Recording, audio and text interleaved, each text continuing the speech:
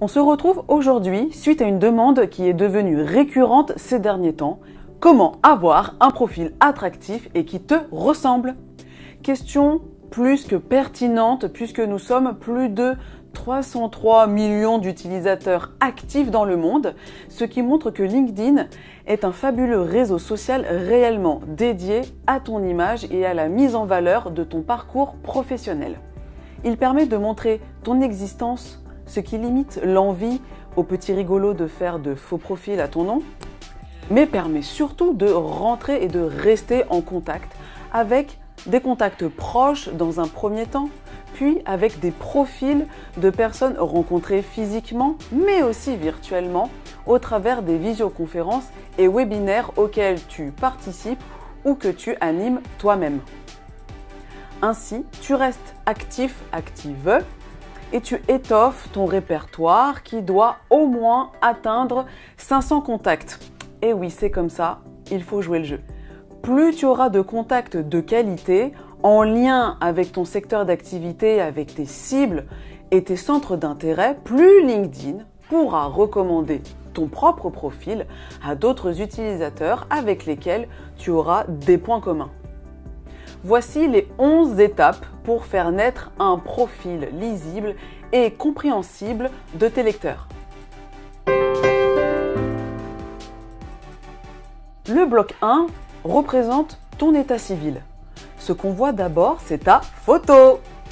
Tout comme pour ton profil Facebook professionnel ou pour ton profil Skype ou Zoom pour tes visios, il faut qu'elle soit professionnelle, c'est-à-dire de bonne qualité, non pixelisée, une photo sur laquelle tu sois reconnaissable, c'est quand même plus convivial, et en tenue de travail.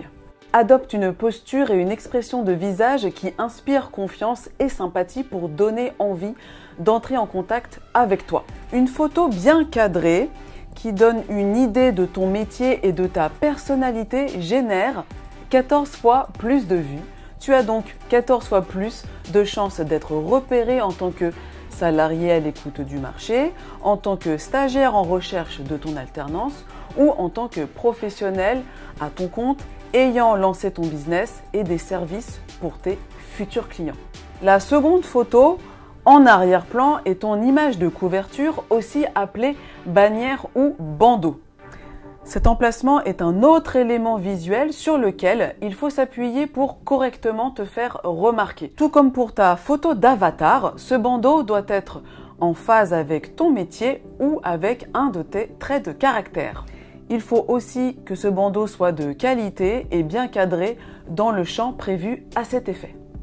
Ensuite, toujours dans le bloc intro, ton prénom, puis ton ou tes noms sous lesquels tu es connu. Le titre de ta fonction actuelle, soit tu la joues classique et tu mets ta fonction telle qu'elle est comme chef de projet industriel, assistant logistique, puéricultrice, conseiller en gestion de patrimoine, soit tu rédiges une courte phrase qui décrit ton activité comme « J'apprends à vos enfants à aimer l'école » ou bien « Générer plus de ventes grâce à l'intelligence artificielle de notre application mobile ». La formule classique permet d'être facilement trouvée dans la barre de recherche interne de LinkedIn. Par contre, la formule créative permet de mieux marquer les esprits, donc à toi de voir, sachant que nous pouvons voir ça ensemble si tu le souhaites et si tu m'envoies ta demande par mail à contact@murielmax.fr. Ensuite, toujours dans le bloc info, tes coordonnées. En plus de tes coordonnées habituelles, profite des champs proposés par LinkedIn pour préciser le lieu géographique de ta société et de ton secteur d'activité. Cela aide énormément tes visiteurs à te situer et à vouloir t'appeler. Ajoute aussi les liens URL de ton site internet ou de ton blog. Cela boostera leur référencement général sur internet. Bloc 2, info. C'est un bloc très important, peut-être le plus important, car c'est dans celui-ci que tu pourras parler de ce que tu fais, de ce que tu proposes et les résultats obtenus grâce à ton professionnalisme. Tu pourras aussi mettre quelques courtes lignes à propos de toi, de ton parcours, de tes aspirations et de tes valeurs. C'est comme ça qu'on renforce ta légitimité, ton savoir-faire et ta vision. Cela aide ton lecteur à savoir à qui il a affaire, ce qui facilite grandement la prise de contact par chat LinkedIn ou par téléphone directement. Tu peux finaliser ce bloc info avec quelques hashtags pour encore plus préciser les mots-clés qui te sont rattachés. Bloc 3, notre sélection. Je dirais plutôt ta sélection, car dans ce bloc, tu mets le lien de ta dernière vidéo en ligne, de ta dernière prise de parole, bref, de tes derniers travaux illustrant ta zone d'action et tout ton génie. Et oui, une fois ta spécialité toute trouvée, c'est à toi d'entretenir et de communiquer sur ton savoir, tes produits, ta zone de génie, quoi. Tout ce travail booste le nombre de vues de ton profil et ton branding sur Internet, notamment auprès des utilisateurs LinkedIn qui souhaitent en savoir davantage sur toi. Bloc 4. Ce bloc est non officiel et uniquement visible par toi.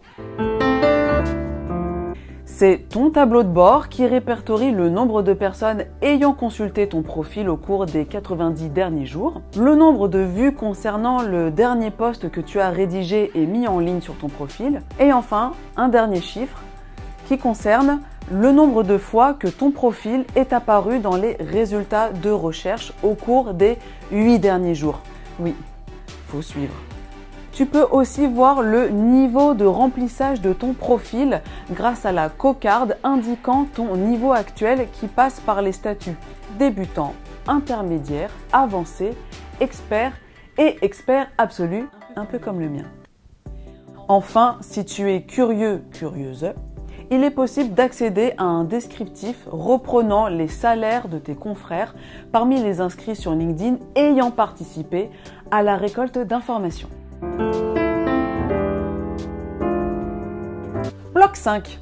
Ton activité reprend l'historique de toutes tes actions sur LinkedIn, c'est-à-dire tes likes, tes commentaires, tes partages, posts et articles. Ce cadre permet de remettre la main sur des éléments que tu as aimés.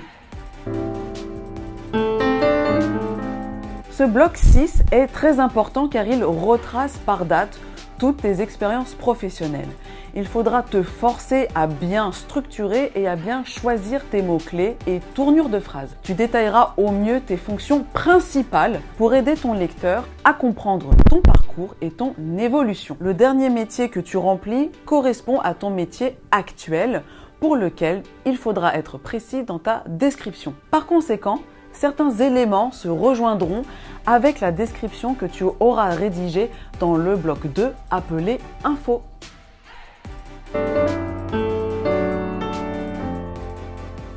Pareil pour le bloc 7 qui vient après, où il faut saisir tous tes diplômes en détaillant les spécialités et les modules que tu as travaillés et qui permettent d'ajouter de la crédibilité à ton statut de professionnel spécialiste, bref, à ton personal branding qui est un concept de marketing de soi que nous voyons dans une autre vidéo ici sur ma chaîne.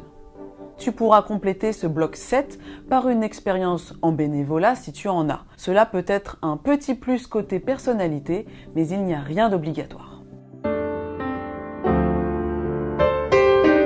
Le bloc 8, compétences et recommandations, met l'accent sur tes hard skills qui sont tes principales compétences techniques métiers et tes soft skills qui sont tes principales qualités relationnelles et comportementales. Tu peux en mettre 3 à l'honneur qui seront immédiatement visibles sur ton profil. Les 47 autres s'ajouteront en dessous, en mode caché. Cela fait donc 50 compétences à ajouter toi-même à ton profil.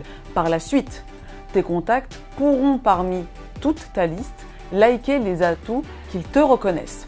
D'ailleurs, toi aussi, tu peux aller liker de manière sincère des compétences des contacts que tu connais. Toujours dans ce bloc 8, il y a un quiz en ligne disponible.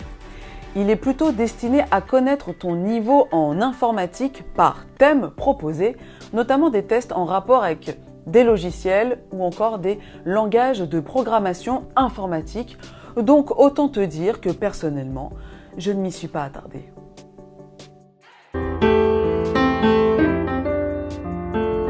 Le bloc 9 est le vrai bloc dédié aux recommandations que tes clients, tes partenaires, collègues ou patrons vont rédiger pour toi. Pour cela, il te faut envoyer un lien spécial recommandation à partir de ton profil. Tu pourras la relire avant sa diffusion sur ton profil.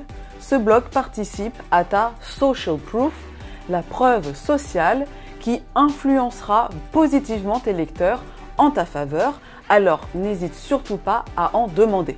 Le bloc 10 est pour tes réalisations.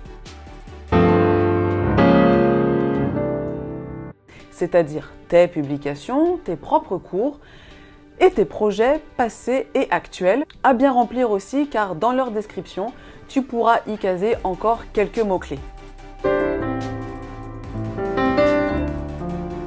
Enfin, dans le dernier bloc, le bloc 11, qui aborde tes centres d'intérêt, là aussi, tout comme à la fin de tout bon CV, ou sur le côté de tout bon CV, cette partie permet de comprendre tes soft skills, ta personnalité, ce qui nourrit ton environnement professionnel, donc à prendre aussi en compte. En bref, remplis correctement un maximum de champs pour que l'algorithme de LinkedIn t'apprécie, propose ton profil auprès de bons contacts, mais aussi afin d'être repéré par d'anciens collègues ou camarades de type alumni. C'est ainsi que j'ai pu dénicher pour ma part de nombreux potentiels partenaires et surtout des pistes de prospects que je n'aurais jamais pu approcher autrement. Si tu aimes mes conseils, abonne-toi vite à ma chaîne et à la cloche de notification. Je suis à ton écoute pour traiter les questions ici dans les commentaires ou bien pour t'accompagner dans la rédaction de ton profil LinkedIn en session individuelle et stratégique, car comme le dit Reid Hoffman, le cofondateur de LinkedIn, ton réseau est composé de gens qui veulent t'aider et que tu veux aussi aider. C'est donc un réseau très puissant. Alors, à très vite pour que toi aussi, tu aies un profil LinkedIn puissant.